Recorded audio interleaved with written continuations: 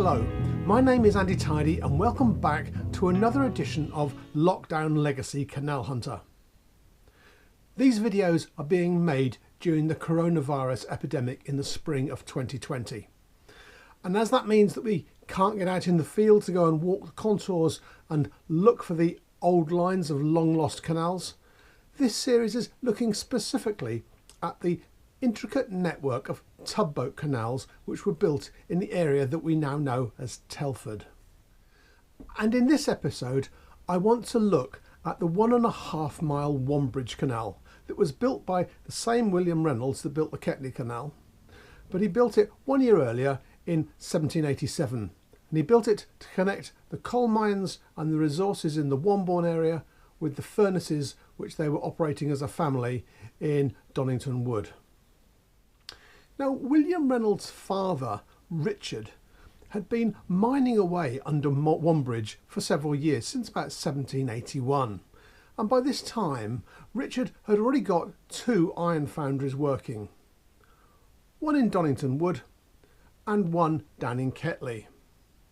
And in 1787, he passed control of both ironworks to his son. One was William, the other was Joseph.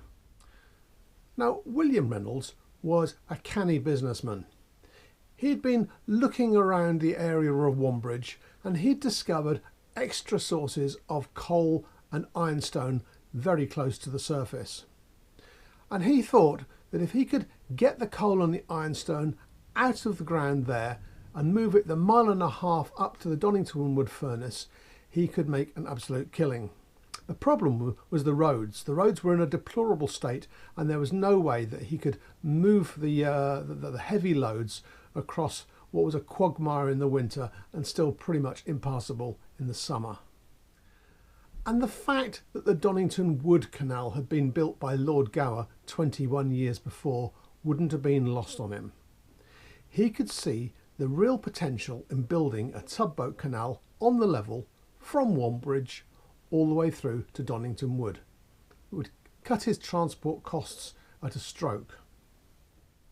And this canal would join into the 1767 Donnington Wood Canal at Old Yard Junction, just at the foot of where the Wrockwardine Incline plane would eventually be built. Now, to put this in context, although it was just a contour canal without any locks, it nonetheless cost him £1,640 to build. That's about £250,000 in today's money. So no small beer, even if you are quite a wealthy industrialist. Now, perversely, I'm going to start the exploration of this canal slap bang in the middle. It's a place called Trench. And it's because it was at this point where geographically, economically and historically the two halves of the canal went their separate ways. And I'm going to look at the section that went off to the south first to the village of Wombridge. From the top of the site of the Trench Incline, the canal winds its way around the top of the Wombridge colliery hill where the pumping engine sat at the very top. And in the old photos that you look at of the incline plane, you see this chimney standing to one side. The reality is it stood a couple of 100 yards behind the top of the incline plane, and it led down 600 feet into the coal workings of the Wombridge colliery and pumped the water out from there.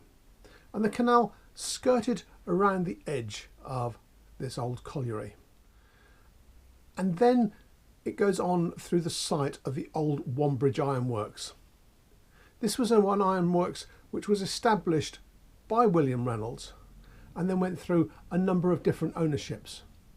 But even when you look at the maps back as far as 1902, it had only just finished its working life. So this is one very long-standing and productive ironworks. And it's believed that by the time that the ironworks was built in 1819, most of the minerals which were being reached using the further arm of the Wombridge Canal were already exhausted. So by the time the ironworks was built over the course of the canal, it's believed that the rest of it had been abandoned. Certainly on the 1902 maps, all you find are just a few fragments of linear ponds going across the meadows here and there, and the remains of a tunnel. Today the site of the Wombridge Ironworks is simply residential housing which will be known as Wombridge Road. The line of the canal itself, although there are no built remains, skirts its way alongside the Queensway, and it runs largely through wooded open ground. And when you get out there on foot, it's not hard to imagine a canal following this track. The problem is that lack of built remains. What we really need is one specific location where we know where the canal used to run.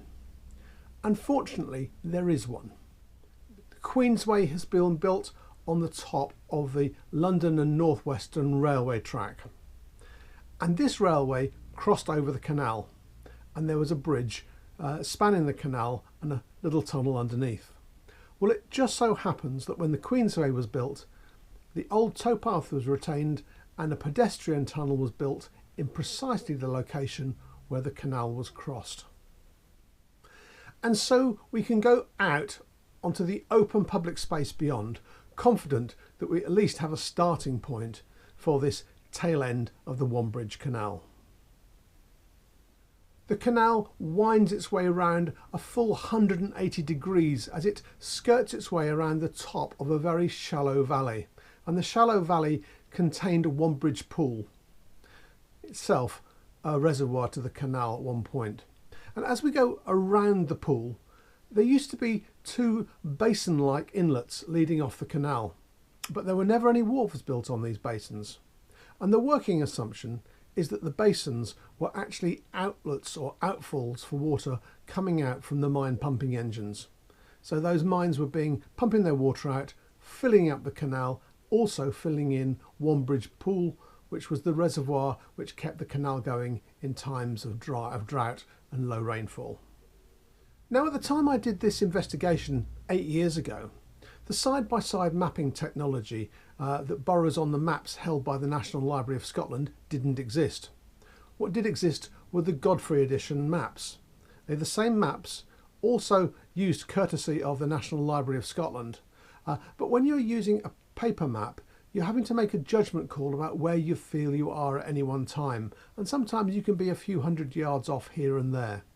But using the modern side-by-side mapping technology, it's possible to trace with 100% accuracy exactly where the canal used to go, and here specifically where it branches away from the low-lying marshy area and heads off towards the remains of Womborne Priory. Now, this far end of the Wombridge Canal presents something of a conundrum. Why was it actually built?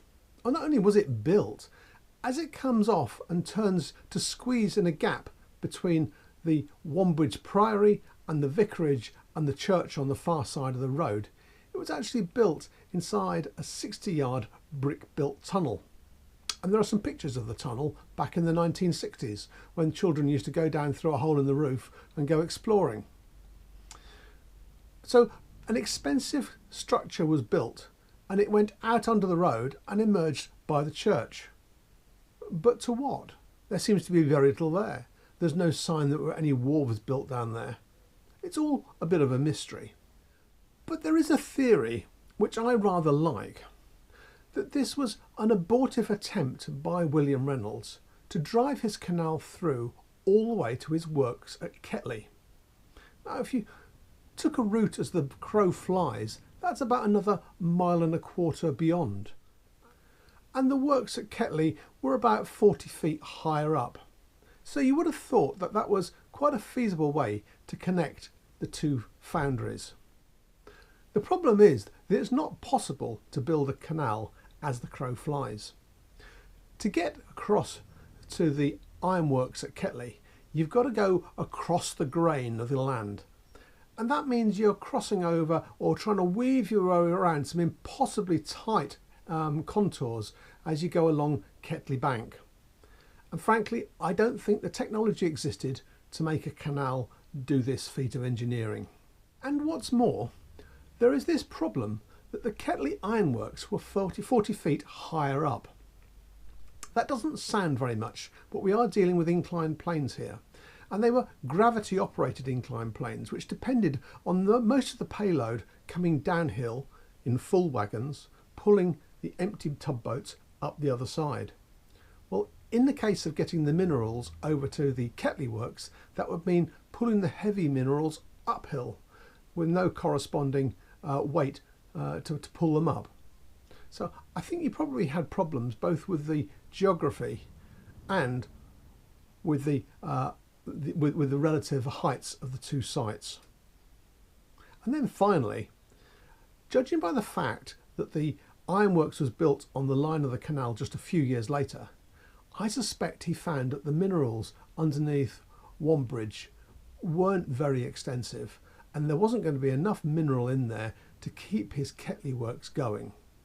So I rather suspect that, having been forced to build a tunnel by the church through whose land he was going, I suspect that he decided it actually really wasn't worth it, and he aborted the attempt and then moved on to building the Ketley Canal the next year. And of course, when he did build the Ketley Canal, he tapped into the much more extensive ironstone and coal seams up at Oakengates, and that kept the works going down at Ketley for full 30 years. Probably another wise move on his part. And so, having reached possibly a slightly nebulous conclusion at the far end of Wombridge, very close to the parish church, let's go back to Trench and follow the canal the other way. Now, I mentioned that the minerals under Wombridge had quite quickly been exhausted, and it must have come as quite a relief to William Reynolds when the Shropshire Canal Company decided that they would really like to buy the northern half of the Wombridge Canal.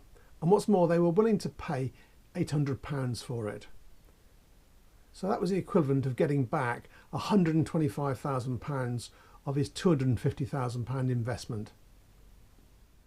So in 1792, just 4 years after he built the canal, he sold the top mile and a bit, and as part of the deal, part of the sweeteners, the deal was that as well as receiving the cash for it, he could also move his goods along that section of canal toll-free.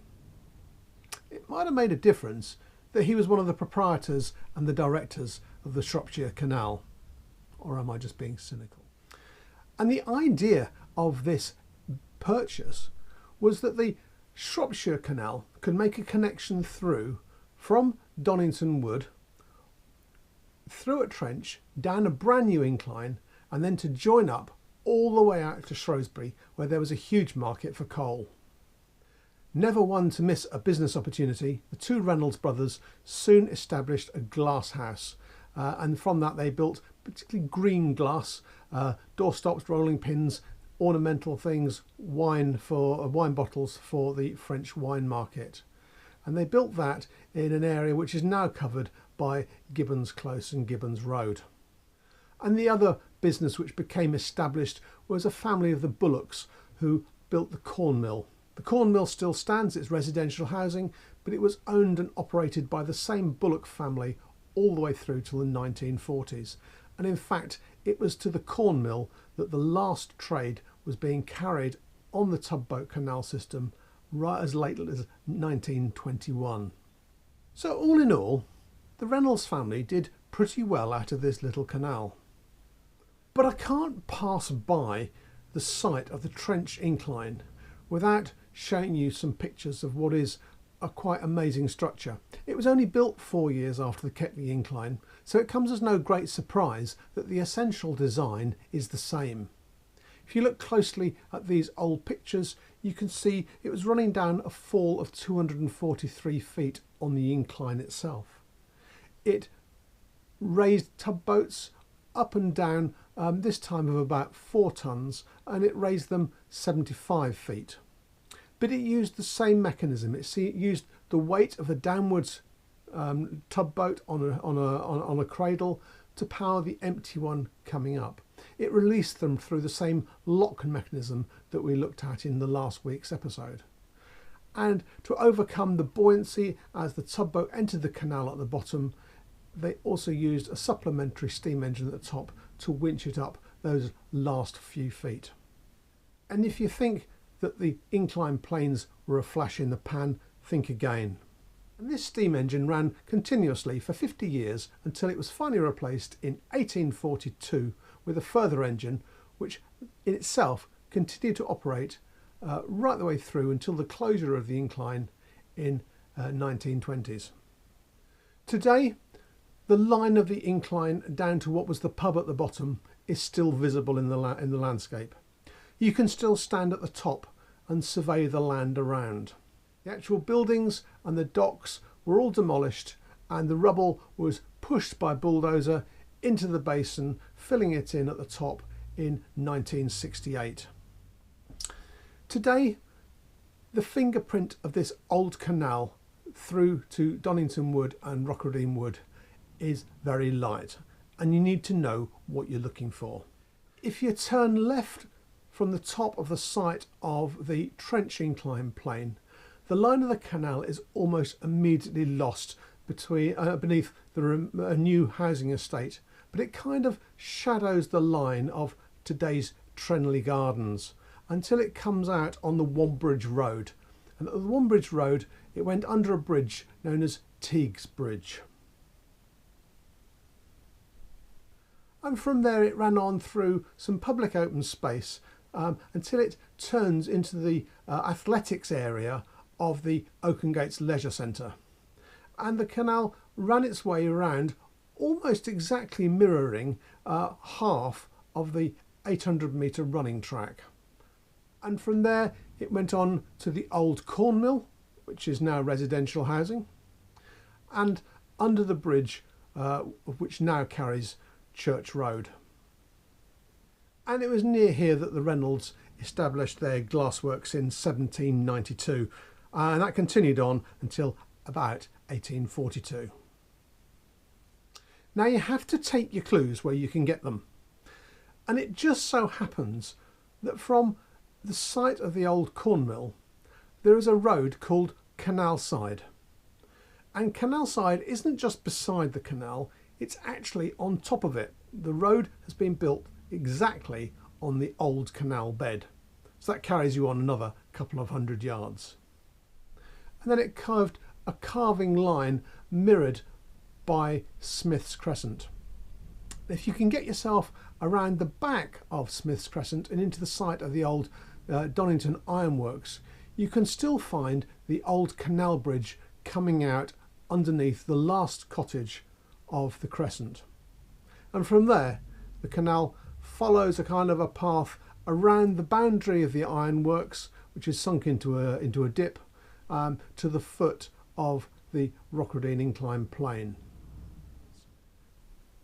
Well, that's the end of the 1.5 mile Wombridge Canal, but it doesn't cover William Reynolds' other canal down at Ketley. We concentrated last week's episode entirely on the Ketley Incline plane, but there's a lot more to be seen of this canal than just the incline. So let's go over to the Ketley Ironworks, work our way back up that canal to Oakengates and have a look at this other canal built by William Reynolds 1 year later in 1788. Now the exact place where the Ketley Canal finished is a subject of some conjecture. We're not absolutely certain that it ran all the way through to the Ketley Ironworks, but it is suggested on the original plans that it was intended to do this, and a later review by Thomas Telford suggested a similar outcome. So for the purposes of argument, we are going to suggest that the end of the canal came up to the boundary of the Ketley Ironworks and some of the lakes that surrounded it. But if we work our way backwards towards the foot of the incline plane and we walk through the woods, there is a very distinct canal-sized trench running alongside the footpath. So we can be fairly certain that this was the course of the canal. And from there it came out to the bottom of Ketley Bank next to the pub, and in that region in 1902 at least, there used to be something of an area which was the pool at the bottom of the incline. Now, if you want to know about the Ketley Incline itself, well, you need to go back and look at the previous episode, because we spent a long time looking at the Ketley Incline. It was the very first successful incline plane ever built in Britain, and it's worth spending a bit of time having a look at that and understanding it.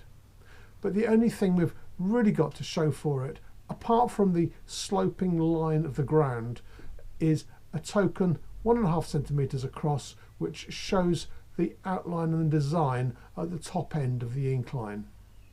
From the top of the incline and the two lock chambers that existed there, the line of the canal wound itself around through Ketley Hill, and its course is still quite distinct. It's almost like a moat that goes around the side of the old hall. It's quite wide and it's in quite a sharp cutting. Now, if you remember, the Ketley ironworks closed down in 1816, and it's believed to be the same year that the Ketley Incline plane section closed as well. So that was when this section dropped out of water. But if we cross Reynolds Road and we look into the woods beyond, there we find the old wharf, which was sort of kind of an intermediate terminus for this short Ketley Canal. The wharf continued to operate till 1842, providing coal to Ketley Hall. And inside the woods there are still some very distinct remnants of both the line of the canal and the wharf arm that came off it. In fact, at the time of my visit, there was a nice wide open lake which had been pulled out and dredged out, and it looks very attractive, but it's very, very clear that the canal used to run through here. And then that section of open canal comes to an end, and it comes to the end of a 50-yard tunnel. This tunnel cut through a rib of hard high ground at Shepherd's Lane, and although the western side of the tunnel has been collapsed and you can't find it, if you just go across Shepherd's Lane and go down the back of the cottages beyond, not only can you find the line of the canal, but you can also find the eastern portal of the tunnel. Now, I knew that there was a tunnel that existed in this area, but if I'm honest, I had no idea that the end was absolutely visible. So that's a landmark location to go and have a look at. And coming out of the tunnel, the line of the Ketley Canal kinks quite sharply to the right, and it runs under the car park of the modern shops out down there, the shops which include farm foods. And from there the canal kinked across Holyhead Road. And these days the location of that crossing is not apparent. In the 1902 maps there is a slight twisting of the road which you can guess the location from, but today there is still a strange little pathway running down to what I believe was the tow path. It's a little pathway, a snicker to Gunnell, depending where you come from. But that, I suspect, is where the canal crossed the Holyhead Road. Now, the Holyhead Road is an old Roman road, and the Romans were very good at keeping things very much on the level, because that was the easiest way to move things along. And the canal, of course, was seeking exactly the same solution. So from here on, the canal pretty much tracks the Holyhead Road, never straying more than 100 yards away from it. And it's from here that we keep referring back to the 1902 maps, because every now and again you would find a strip of water or a strip of marshy ground marked out. So the canal may have passed away in the 1840s, but in the 1902 there were still some very distinctive fragments left to look at on the ground. But what can you see today? Well, from those old maps we can see that there used to be a line of the canal running through what is now the roundabout between Holyhead Road and Wombridge Way.